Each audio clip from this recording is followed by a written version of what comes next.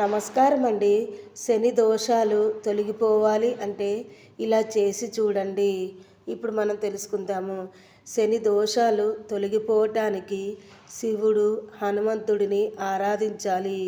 శివుని లింగ రూపానికి బిల్వ పత్రాలతో అర్చన చేస్తే చాలా మంచిది. అలాగే ఆవు పాలను కూడా సమర్పించాలి.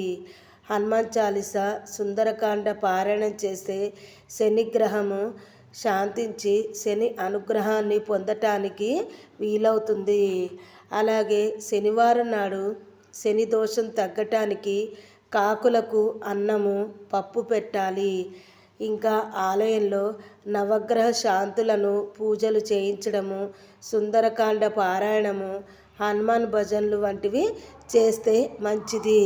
ఇంకా శనివారము ఉదయం త్వరగా నిద్రలేచి స్నానం చేసి ఉపవాసం ఉంటే మంచిది.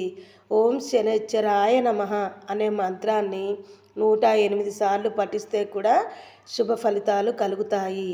బాధలు, ఆటంకాలు అన్నీ తొలగిపోయి మానసిక ప్రశాంతతను కూడా పొందటానికి వీలవుతుంది.